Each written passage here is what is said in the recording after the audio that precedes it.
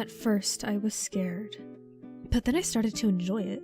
I mean, what would you do if every morning you woke up to the same radio talk show about Trump's hair, the same rainy day, and the same old man tripping on the loose rug in the hall? That was still funny even on the 12th repeat. You'd have some fun, right? Because that's all I could do after the hotel trapped me. The hotel everyone warned me not to go to. I should have known from the way that the receptionist... But I digress. At first I was scared, confused, and most of all, lonely. I tried everything to break the curse. I went to sleep in another bed. I drove as far away as I could. I even killed myself. But every morning I wake up here. Every morning is the 16th of July. I started having fun. At first I laughed openly at the old man who tripped, not worrying about the non-existent consequences, and continued my day in a similar fashion. Then I started going further, enjoying the freedom to do whatever I wanted. I've stolen cars, robbed stores.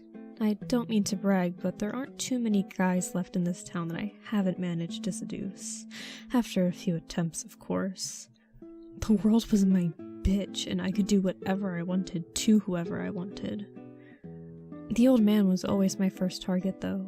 The first victim of the day to get me in the mood for some mischief. I saw what would happen if I knocked the tray out of his hands. He gave me a death stare. A week later, I punched him in the gut. A few weeks after that, I shoved him down the stairs. The sounds of his bone crunching sent delightful shivers down my spine. Fuck him and whatever has me trapped here. The day after that was different.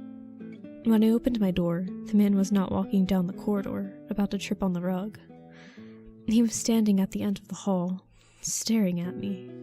I rushed past him to see if I had broken free, but everything else was still the same.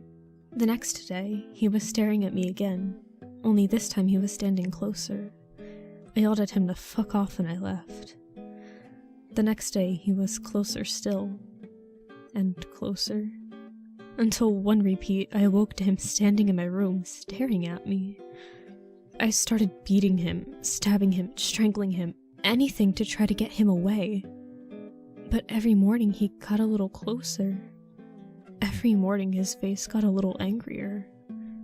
And now here I am. I deserved this. Every day I awake to darkness. I can't breathe.